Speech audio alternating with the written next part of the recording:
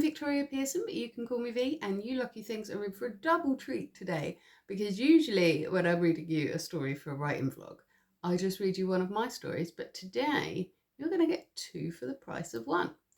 I'm going to explain why, but in case you don't want to listen to me waffle about the hows and whys of these stories, future me, who's editing this right now, what time does my actual story start?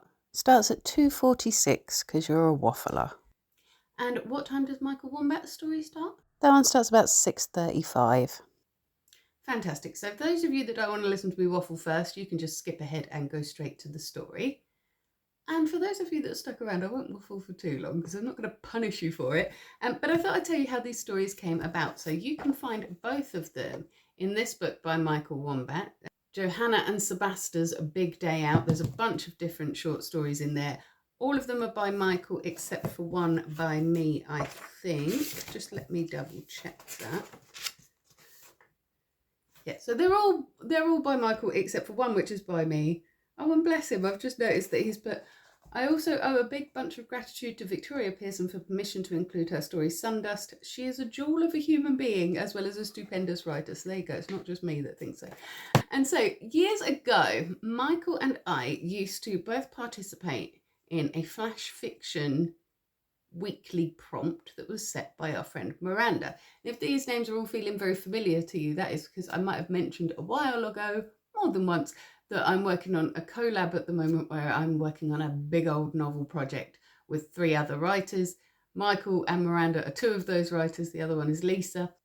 And Miranda used to set a weekly photo prompt, and then we would all write a short piece of fiction, a piece of flash fiction, so under 1,000 words each, for her prompt. And it was amazing to see how many different types of stories can grow up from the same photo prompt. It was really, really fun to take part in. Now, one time she did this picture as the prompt, and I wrote a story about it. And Michael read my story and then wrote a story that sort of wraps around it. And he did it in such a skillful way. It was so impressive. So today I'm going to read you my story, Sundust, that came from this picture. And then Michael has very kindly provided me with an audio recording of his story so that you can hear his as well. I've put some stills behind it. Some of them are unfortunately stock footage. Any issues with the video aspect and the visuals aspect of Michael's story is entirely on me because he only provided me with the audio. So I'm going to read you my story first. It is called Sundust. It isn't my fault, really. Well, except it is, I guess. Can't resist a market, that's the trouble. So when we stumbled on a cute little indoor emporium on holiday, I had to go in. I told my husband it'd be nice and cool inside, built into the cliff as it was, so it'd give us a chance to get out of the summer sun. He begrudgingly agreed, and knowing how I am at these places, found himself a little alcove and settled down for a drink and a long wait while I had a poke around. It was a gorgeous little place, set over 3 floors with a mixture of second-hand junk, little postcards painted by local artists and sticks of rock and the like. I spent ages poking around porcelain dolls with cracked faces, antique cameras, and dusty local history books, stacked alongside little packets of incense and gaudy plastic key rings. I don't like to spend so much time in a place without also spending a little money. It feels rude. But everything in the Emporium was so expensive. Tourists and their money, they easily parted. Then I saw it. It was just a little glass bottle full of a fine goldish powder that was probably just sand and glitter. And there was a label designed to look like old parchment that said Sundust. A little gimmick to get people spending money on nothing, but it was only a couple of quid, and like I said, I didn't want to leave empty-handed. I grabbed it and paid up, feeling slightly sorry for the girl at the tills by the exit, who apparently had to stay in character.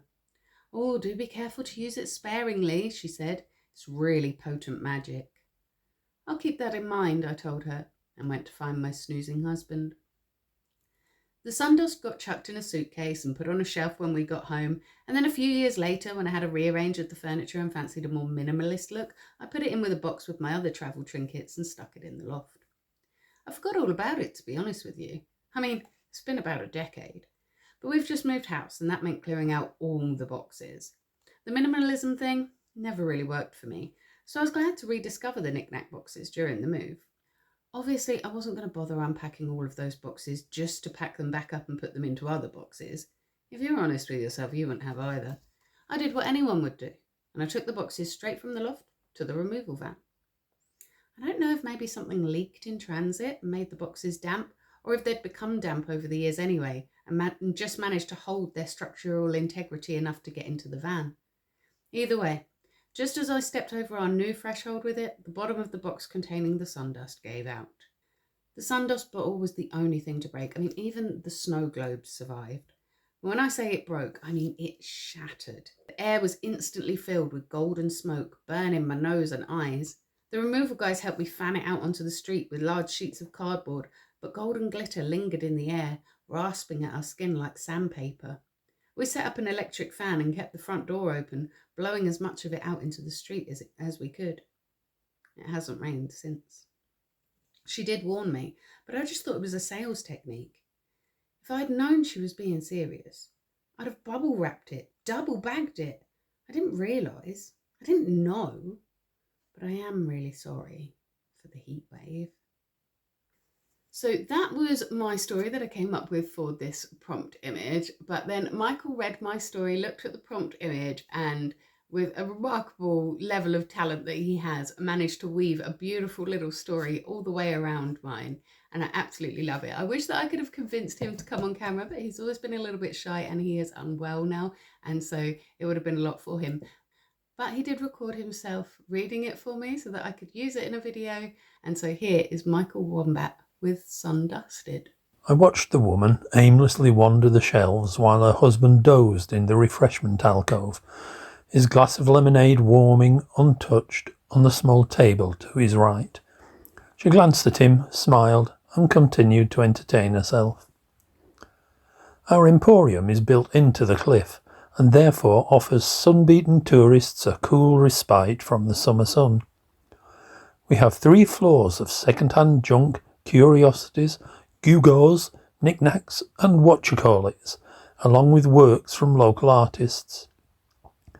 This woman spent a long time poking around porcelain dolls with cracked faces, antique cameras, and dusty books. She kept stealing glances at me as I tidied the till area. She stopped by a shelf that held a single item, a little glass bottle full of a fine goldish powder. It bore a label designed to look like old parchment that said Sundust. A little gimmick, she thought, to get tourists to spend a couple of pounds on a cheap mixture of sand and glitter. Once again she looked at me. I lit a new incense cone. This day I was wearing my pastel pink top and pastel blue skirt and pastel green trainers, and pale yellow ribbons that held my hair in cute high bunches. I could tell what she was thinking. "I'm exactly what you think I am," I said with a grin. She hurriedly looked away, a small frown wrinkling her brow. She stared at the bottle in front of her while her mind turned, confused. The woman was wondering how I could possibly know what she was thinking. That she thought I looked like a vampire in disguise? No, that was silly. Unless vampires can read minds. "Which we can," I said. She took a sharp breath, hurriedly grabbed the nearest thing, the bottle of Sundust, and gave me a £5, jabbering, "Keep the change." As she roused her husband, I felt compelled to warn her. Do be careful to use this sparingly. It's really potent magic. "I'll keep that in mind," she said, and dragged her bewildered husband away. That was years ago now, and I'd honestly thought she'd take my words to heart and hidden the bottle away, like the scarce few others I'd been able to make, never actually to be opened. For after all, who wants a handful of sand and glitter when they could have a fun faux magic bottle? Last week, though, I think she must have opened it. You see, I wasn't lying about the potency of Sundust. I made it from the dusted remains of several vampires, my sires, who were turned to ash by the direct rays of the sun. You've seen Buffy, right? Vampire wanders out into the sunlight and poof! Well, the dust that remains has properties if mixed with certain powdered crystals. One of those properties is that if it gets high enough in the atmosphere, it destroys cloud cover. That in turn heralds dawn to dusk sunlight and an intense heat wave. Somehow my customer must have scattered her sundust far enough, high enough, maybe using a fan or something, that it took hold and its magic was unleashed. Looking into your own mind now, dear reader, I see you wondering, why on earth would a vampire want eternal sunshine? As I said, sundust has potent magic. Yes, it brings bright sunshine and an end to rainfall, but that's not all it does. It also drains away the sun's luminosity, the sun's light, though not its heat. Have you noticed the dimming of the day yet? It's already started. In a few weeks there'll be little left and the earth will be doomed to eternal darkness. Now, can you think of any reason why a vampire might desire that?